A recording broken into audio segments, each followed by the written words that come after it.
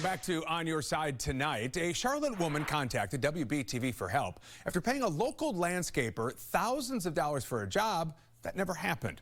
She says after delays and excuses by the landscapers, she looked into the company and realized she was not the only one experiencing this.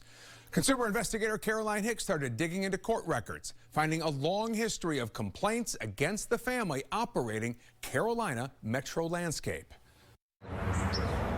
The tree fell down this way and sort of the wall lodged forward. Emma Way hired Carolina Metro Landscape to help fix this damage caused by a large oak tree falling onto her property at the end of July 2024. I got a couple of different estimates from different companies, and Carolina Metro Landscape had the best price. She says they initially quoted her around $39,000. She made adjustments and negotiated, ultimately signing a contract for just over $24,000 and paying a 50% deposit. It's not work that I can do myself. It requires an expert. That was in early October. She says the $12,000 check was cashed the same day. Way says they told her they'd start the work at the end of October, but that did not happen. They never showed up. They did make an attempt to schedule to do work, and then that got delayed twice. Way is a journalist with WBTV's partner Axios Charlotte.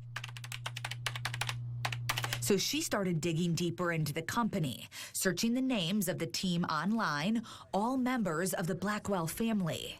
They're pictured here on the brochure they gave her. Jeff listed as CFO, his wife Tracy as the owner.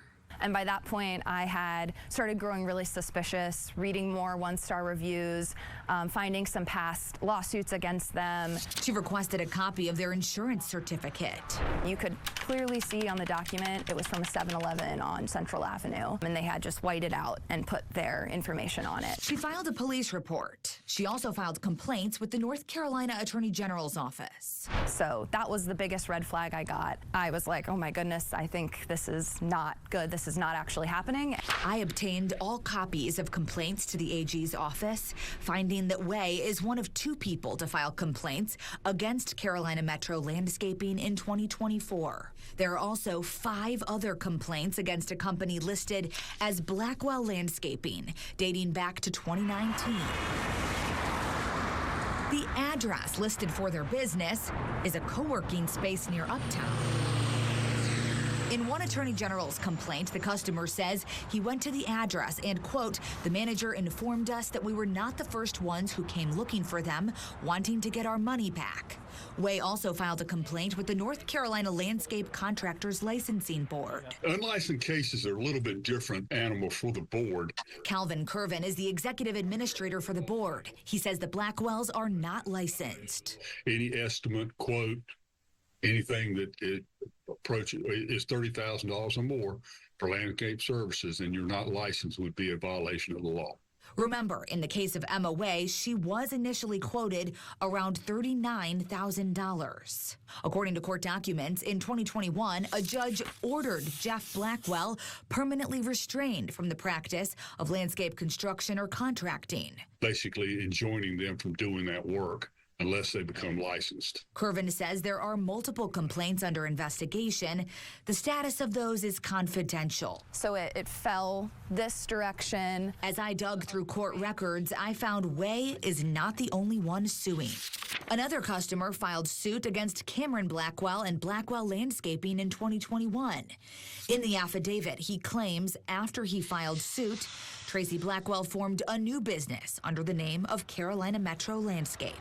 I also found 2 pending cases in Mecklenburg County for Jeff Blackwell dating back to 2018 for obtaining property under false pretenses and failing to work after being paid. And I also uncovered complaints extending beyond landscaping. In 2018, the State Board of Examiners of Electrical Contractors opened cases against Jeff and Tracy for electrical contracting without a license. A judge ordered both of them to stop. I went to the Blackwell home to try to get their side of the story. No one answered. I also called the phone number listed on the website. This is Scott. The person who answered the phone said he was Scott Briscoe, a name that appeared on emails Way received, but is not listed on the brochure or company registration. We have gotten several complaints from people saying that they've paid you for work, that you have not actually finished the jobs. Yeah, I mean, you guys are talking about a few customers out of hundreds that we've done, you know, and that's what really gets me is, you know, you're talking about a few customers out of all the other ones that we've done that have great reviews. There are quite a few cases against you of people who say that you owe them money. You're talking about someone completely different, not even part of our family anymore. You got two different companies mixed up, and that's where the confusion's coming in.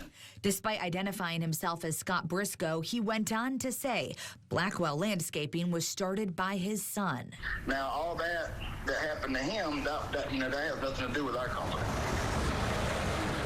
In early February, Way won her civil suit against Tracy Blackwell in Mecklenburg County Court. Tracy's attorney is now appealing it. Way is still trying to get the rest of the family served. Tracy, I'm a reporter with WBTV. Do you have anything to say about the allegations against you?